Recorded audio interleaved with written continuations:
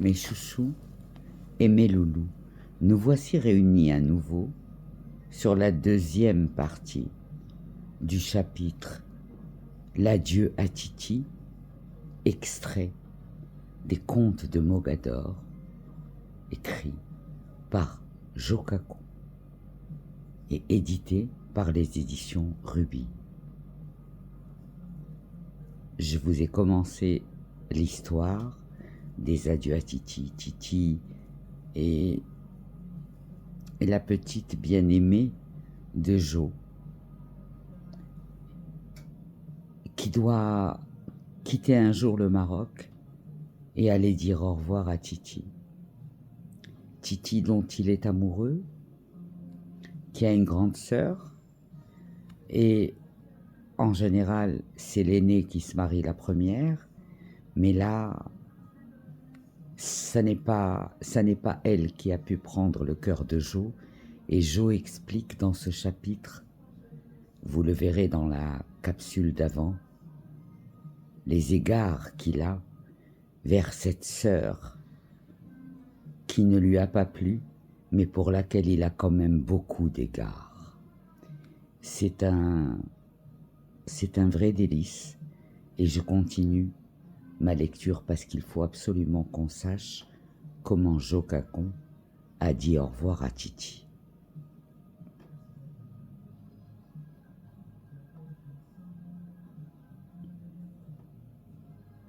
Et là, nous sommes sur le descriptif que Jokaku fait de l'amour voué à Simi par son époux, qui est vendeur de tripes au cumin.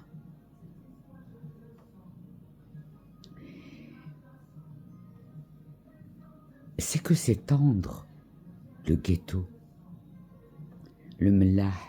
On y a choisi l'amour contre l'adversité. L'adversité au-delà de la porte que le pacha du mlah ferme le soir.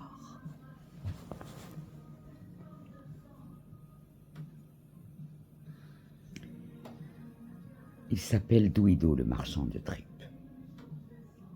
Et il est en pyjama. Comme toutes les natures tenaces, il n'a aucun sens du ridicule. Il est en pyjama, il vend des tripes au cumin et il n'en a rien à foutre. Et ça, je peux vous dire que c'est un bien-être qu'il est très difficile de retrouver ailleurs qu'au Maroc. Vous me direz, le pyjama, c'est le costume national du mlah, celui des grands jours.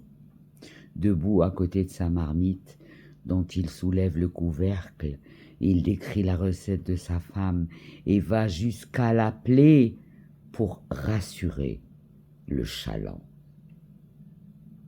Celui qui vient acheter des tripes au cumin, eh ben, il appelle sa femme. Simi est à la fenêtre, comme tout le mlah, le spectacle est dans la rue. Il lève la tête et lui demande de descendre, tout en la complimentant. Simi, Simi, Lella, ma sultana, viens, marche, et que je me réjouisse de ta démarche. Agis, sultana ديالي, نشوفك تتسارى ونتقوت منك. Et oui, et oui. Simi est une belle femme. Elle a de bonnes joues lisses, parfumées à l'eau de Cologne, que Douido aime à pétrir et pincer.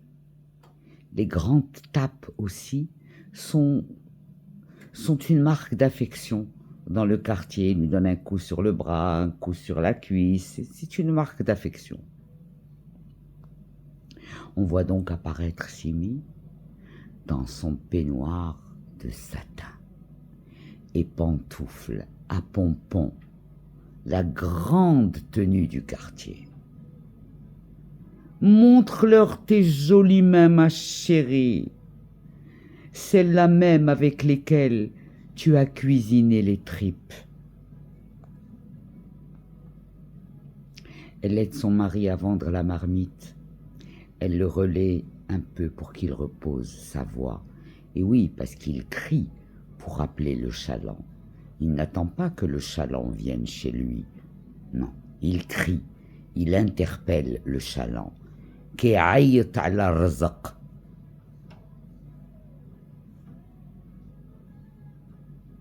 Montre-leur tes jolies mains, ma chérie, celle-là même avec lesquelles tu as cuisiné les tripes. Elle aide son mari. Elle fait ce qu'elle peut. Elle bouge ses mains et met en avant ses pompons. C'est une solidarité de mise. Alors Douido saute sur ses joues qu'il mord aussitôt avec gourmandise et s'esclave. Ah, Douido, toi tu es un homme, ah, Douido, tawarrajl. Parce que tu as pris une jolie femme comme Simi. Ici, c'est Yakout, précieuse en français.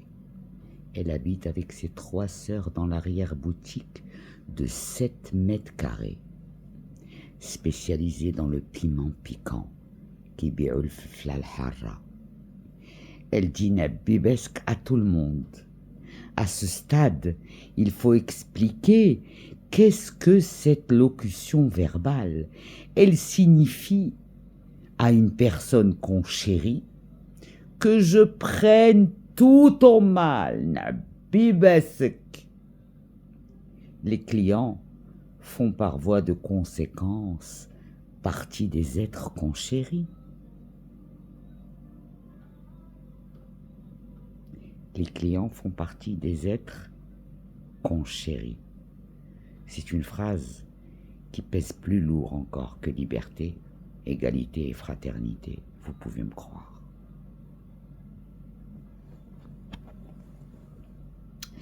Quand ce sont des clients détestables, mais vraiment détestables, on le dit quand même. L'être s'efface, s'opère alors un glissement. Et c'est à l'argent qu'on s'adresse. Suivant le ton, la subtilité est de reconnaître à qui de la personne divisée il est destiné. Le nabibesque sans arrêt repris tourne dans un cercle. Lorsque la dynamique s'arrête sur quelqu'un, on ose parler d'injustice. On invoque l'ignorance comme étant la cause. Le nabibesque agit comme un vaccin. Tout le monde est immunisé, jusqu'à la maladie qui apparaît alors comme une punition et qui par déterminisme attendait le contrevenant. Tout le monde était sûr, à cette époque du Maroc où il y avait tellement de foi, qu'on allait prendre une raclée 5 minutes après avoir fauté avec le ciel. Oui, la émouna, la croyance, la foi des Juifs du Maroc était légendaire. Je répète, légendaire.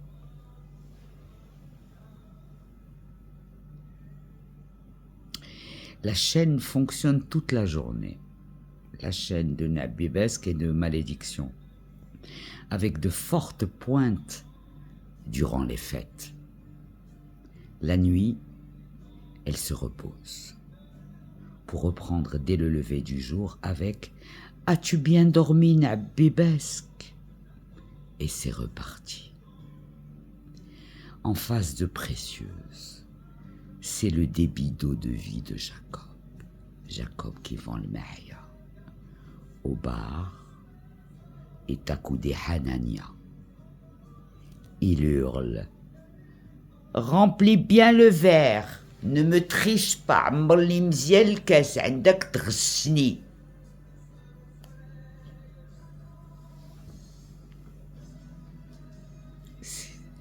C'est juste exquis ce texte.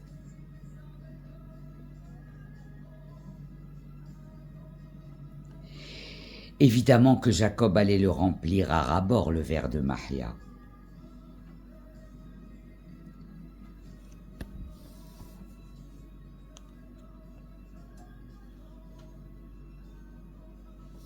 Comme d'habitude, Hanania hurlait seulement pour s'entendre vivre.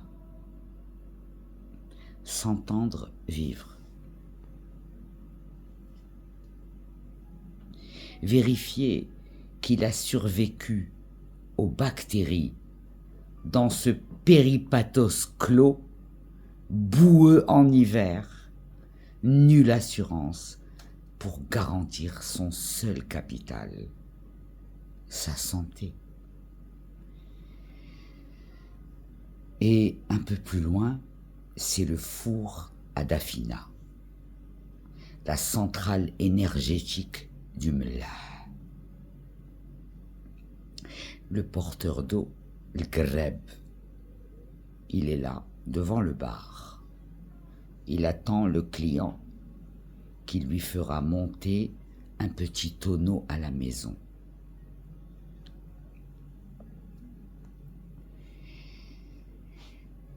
Dans le four à Dafina, c'est là que les flux sont distribués le samedi sous forme de marmites contenant des aliments à très haute valeur énergétique. Au-dessus du four, une dame à sa fenêtre se désole. Elle interpelle son mari, qui s'appelle Meyer. Elle l'appelle Baba. Elles appellent toutes leurs maris Baba, diminutif affectueux. Babaou, crie-t-elle. Pourquoi Babaou? Pour fermer le A final ouvert, revendicatif, et pour se conformer à la géographie du Mlah qui comprime la langue. Ce qui correspond au statut de demi-portion dont chacun a l'idée qu'il se fait de lui-même. Je reprends cette phrase. Pourquoi Babao? Pour fermer le A final ouvert. Baba. Revendicatif. Baba, tu es à moi. Et pour se conformer à la géographie du Mlah, qui comprime la langue. Oui, parce qu'on entend tout ce qui se dit au Mlah, donc on fait attention à ce qu'on dit. Ce qui correspond mieux au statut de demi-portion, dont chacun a l'idée qu'il se fait de lui-même.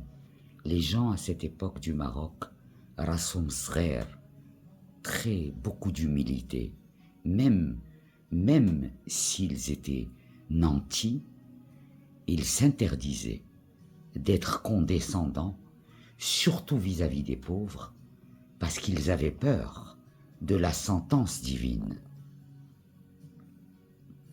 Ça devrait inspirer certains du coup.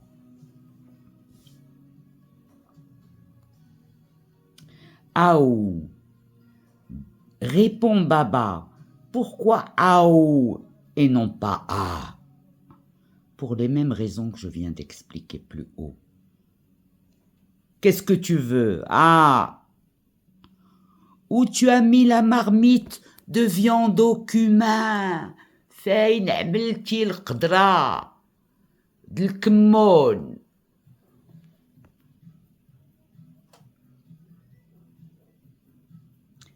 فين عملتي القدرة د اللحم بالكمون؟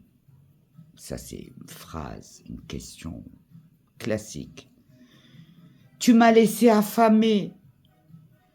Mais je l'ai mis sous le lit, voyons, comme d'habitude. Il n'avait pas de réfrigérateur, donc il mettait la marmite sous le lit. Sous le lit. c'est le réfrigérateur du Mla. Dans le brouhaha de la rue, une voix aiguë, féminine, se détache. C'est la couturière. Visiblement, sa cliente lui demande de raccourcir sa robe. « Ça suffit, dit-elle, sur un ton autoritaire. Si je continue, tu vas sortir toute nue. Alors pas question. » C'est la couturière qui lui dit qu'elle ne peut pas monter plus haut.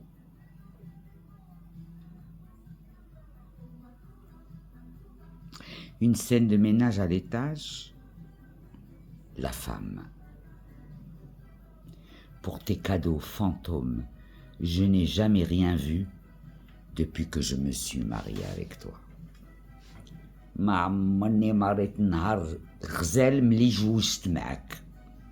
Ça, c'était quand les Juifs s'énervaient. Alors imaginez, vous dites ça à un homme, c'est le meilleur moyen de le séquestrer dans son rôle de Dracula. Ah, fait le mari, demain je t'amène chez le juge pour ta dafina, ta potée dégoûtante. Rta radien bik, le rabbin parce que ta dafina n'est pas bonne. D'où l'intérêt pour le juge et pour la paix de ménage de connaître la recette idéale de la dafina. Il conseillait souvent de mettre une date ou deux à la place du sucre, de ne pas trop la mouiller et surtout de ne pas oublier une tête d'ail en chemise avec sa peau. Les juges les plus consciencieux allaient jusqu'à la goûter. Quand le mari en gardait un peu pour preuve. Je vous laisse imaginer qu'il y a eu des maris assez primitifs pour aller se plaindre de leur femme chez le rabbin parce qu'elle leur avait fait une dafina dégueulasse.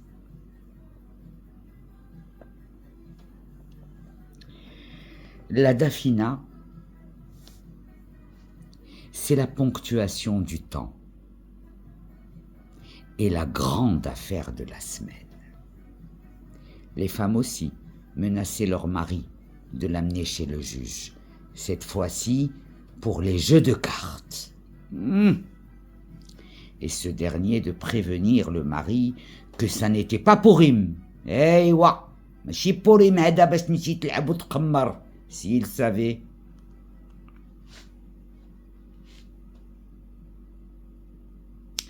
Plus cet univers était borné, plus il se rapprochait de l'infini.